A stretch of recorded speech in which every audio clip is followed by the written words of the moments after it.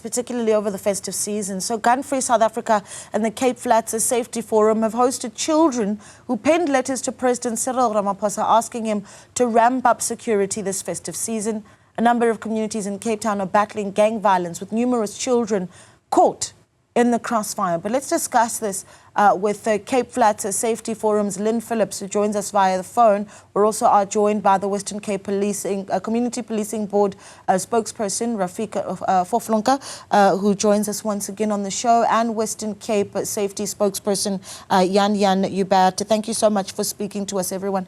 We really do appreciate it. Lynn, I actually want you to go first, because I think this was a really interesting initiative, because when we look at the gang violence in the Western Cape, unfortunately, some of the victims, a lot of the time, are children that get caught in the crossfire. We're looking at some of those letters right now that were written by these children, not to Santa, but rather to the police commissioner. Why was this such an initiative, an important initiative to take up? Okay, good evening, and good evening to your viewers.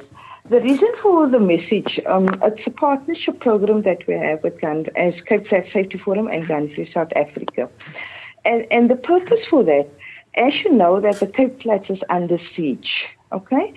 And the worst of it all is that our children are caught in the crossfire. Many innocent lives has been taken due to a stray bullet in our communities. Our children don't have the real freedom that they need to have as a child.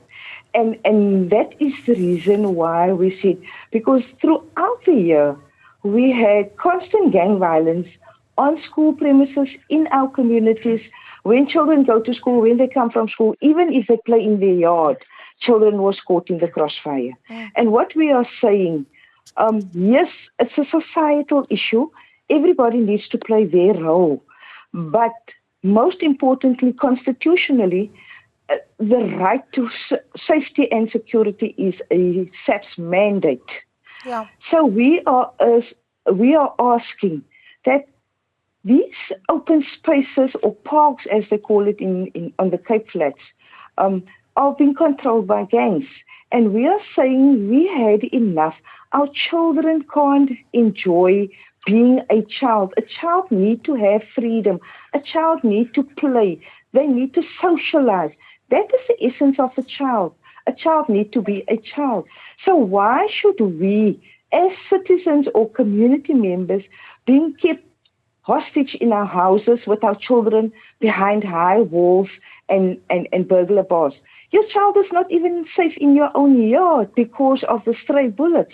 So we are saying we had enough as a community on the Cape Flats, and as the Cape Flats Safety Forum, we are saying, because we're having enough, we are claiming our spaces for our children to be children.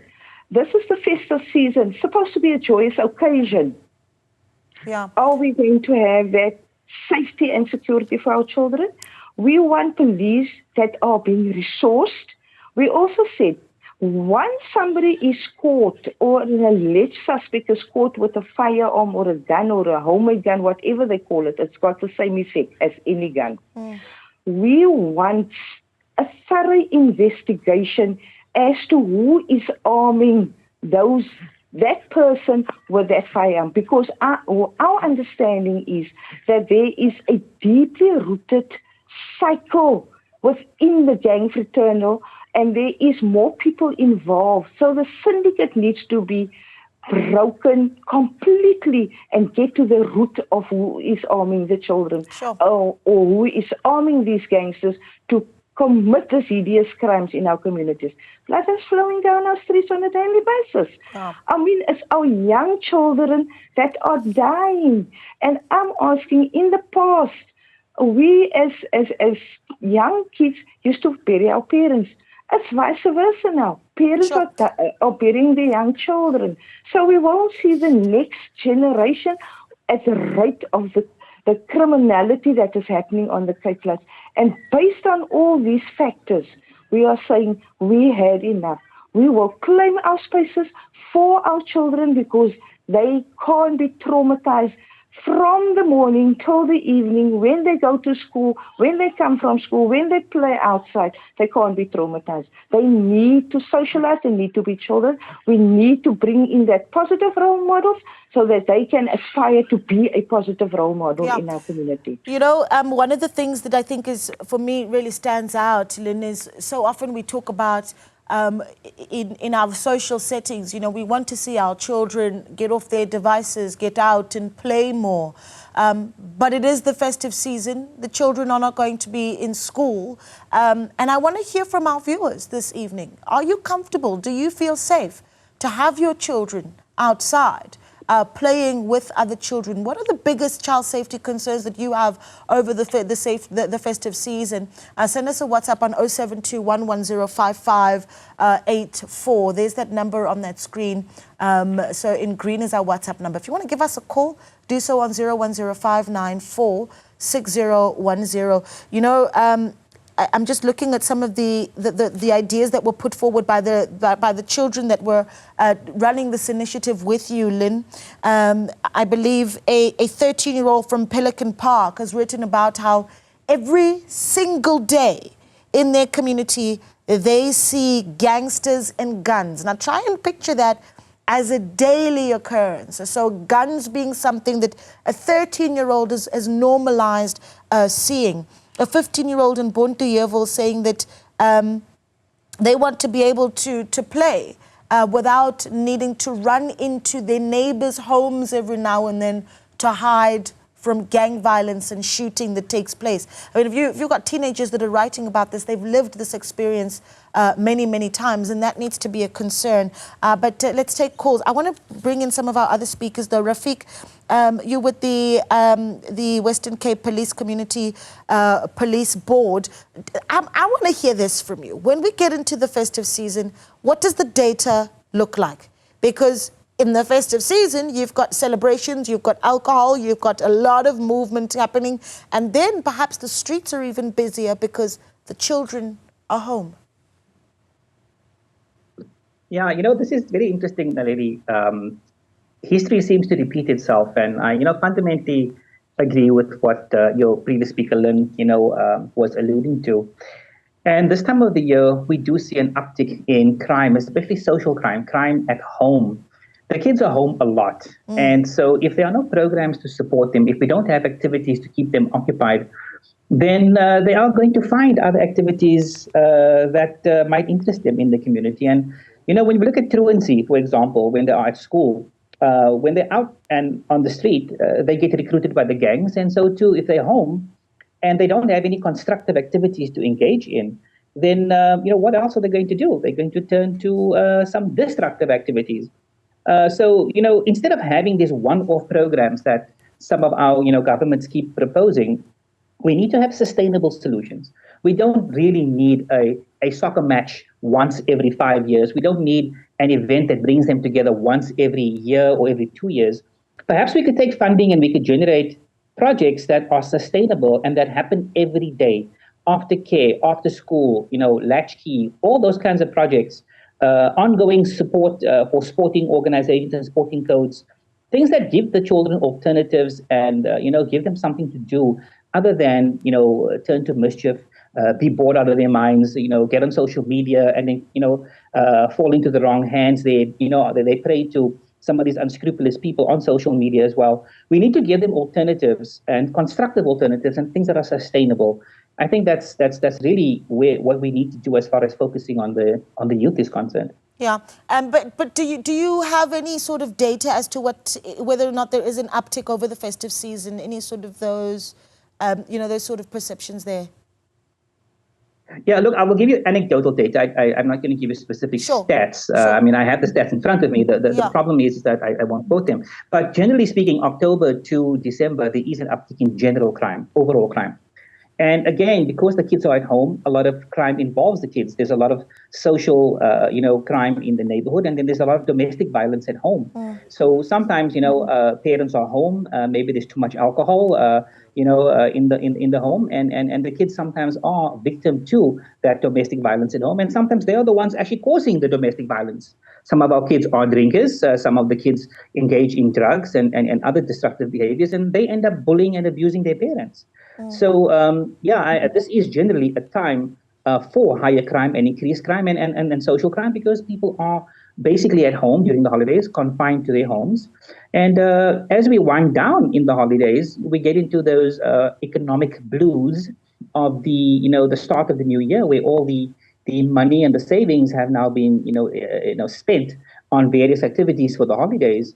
And then, of course, you have different types of stress that sets in, as January rolls in, and that too results in additional types of emotional and physical and psychological trauma for the household, especially the kids. Yeah, so December, it's not a very festive time for many. Yan, I want to bring you in here. Good evening to you as well. What do we do then when we understand that these are the factors at play in some of the most vulnerable communities like the Cape Flats, where, for instance, you've got a 10-year-old who was shot in Tafelsig, for instance, just weeks ago, a stray bullet once again. And these incidents are just, we can count how many of these we report on a yearly basis, and we really won't get to the end of that number, unfortunately, because it is such a massive problem.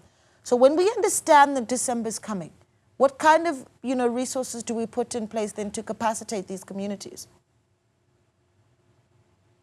And to your viewers and to Rafique and to the other lady who spoke. Thank you so much for having us. From the side of the Western Cape government, we do what we can. We can never do enough because we are constrained budget-wise, but I think Rafique will agree that we work with them very closely. And what we try to do is to have a whole-of-society approach, as the lady said. And the whole-of-society approach would include, from our side, the Department of Education, who through the year would help with after-school programs. That would not help in the school holidays. But the Department of Social Development is very much onto this situation. The MEC for Social Development, Jaco Lund, yesterday also asked parents to play their role and communities to play their role to assist us in fighting this scourge, because it is a whole-of-society effort. The Department of Sports and Recreation in the Western Cape and of Cultural Affairs also have programs in place, and those programs would look at, for instance, the mod centers, which people will know, which are centers which look after children when they are not in school. And for the rest, as for the Department of Police Oversight and Community Safety, for which I'm the spokesperson, we have LEAP officers on the ground in the 6 worst crime hotspots in the province. And we also work with the SAPS, South African Police Service, and with the City of Cape Town to try our level best to put more boots on the ground. We have about 1,000 extra boots on the ground in those 6 worst areas, as well as a rapid response unit for the rest of the metro to see to it that we try and keep these numbers as low as possible. What we cannot afford is a blame game, and that I'm very glad to hear has not been the case here.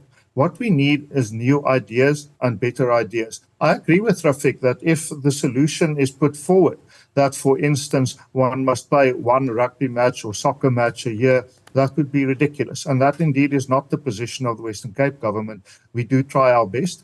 And we also ask parents then to also look after their children in these times. I agree with Rafique that often the children are not easy. And we all know those who raise children or maybe have taught children that children are not angels. But you can absolutely rest assured. And every child that participated in this project can rest assured, as can the CPF, Rafique and his people, that the Western Cape government stands shoulder to shoulder in fighting for a better future for our children and a safer holiday season. Yeah, Lynn, I'm going to let you have your thoughts here on just what 2024 looked like for progress, for safety, for children in the streets of the Cape Flats. I remember earlier on this year there was talk about building, for instance, the first bulletproof playground in an area in the Cape Flats. I think it was supposed to be in Mitchell's Plain.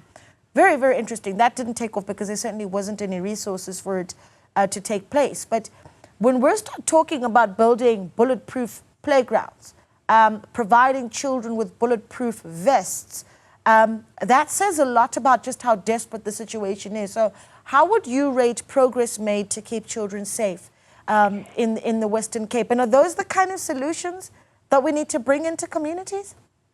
Okay, from our side, Lynn is not doing enough. I want to be clear on that and why I'm saying so. There is underlying factors of the cause. Rightfully, as Rafique was saying, there is absent fathers, there is teenage mothers that have never had the opportunity to be a mother because the child is with the granny, the mother's on the road. That is societal issues that I'm raising. You have the type of quality of houses that our people are having, where there is one room for a family of 6. There is no privacy for a mother and a father to have their discussion or their dispute in a room, because now they experience that in the house and they take it to the street. That is the reality. In the past, I want to say this, there's no recreation facilities for our kids on the Cape Flats. Yeah. We're very frank about it. Yeah. Our community centers are being occupied by politicians. For what? When we want to use these centers, you need to pay. You first need to give your rights paper in order to get access to the center. That is out. For me, if you speak aftercare, this in Mitchell's Plain with the CPF AGM, we had 54 organizations. Now, government is funding these organizations. 54 organizations should have made a dent in crime and criminality in Mitchell's Plain. Where was the 54 organizations when blood is flowing down our streets? I'm asking, open your community centers, because when I was a kid in Hanover Park, I grew up. When we came from school, the community center was there with the different types of sports activities that we could play. We competed against areas, and that kept us away from crime and criminality. Yeah. So look at things that worked in the past, because now kids can't go anywhere. They can't go anywhere. So we must understand there's a socio-economic issue. Poverty is the reality. Unemployment is the reality. And because the child sees the drug dealer, the gang leader, as a role model, we need to change that now. Because the role model that you see is flashy car, money, nice clothing. So you know that these very same children has become the victims, becomes the perpetrator at the end of the day. And what do they do? Specifically now, from September to January, do government understand this is the initiation period where children are recruited into gangs? Sure. And that's why you find younger children now being the gunslinger, as we call it on the Cape Flats. So we really need to look at active programs. Government need to do an analysis of all these organizations that they are funding that are supposed to do certain things in communities, because crime is not just a sex function. It's all a societal function. It is all institutions need to put hands on deck. And there is quite a lot of programs that can be rolled out. And that's why we as the Cape Flats Safety Forum are rolling up this thing of initiative that we started with and we launched yesterday, where we said we're taking over our parks from those, because the gangsters are less than what we are. Yes, they are more vulgar and the villain type of people that just want to kill. But we as a community are more than gangsters.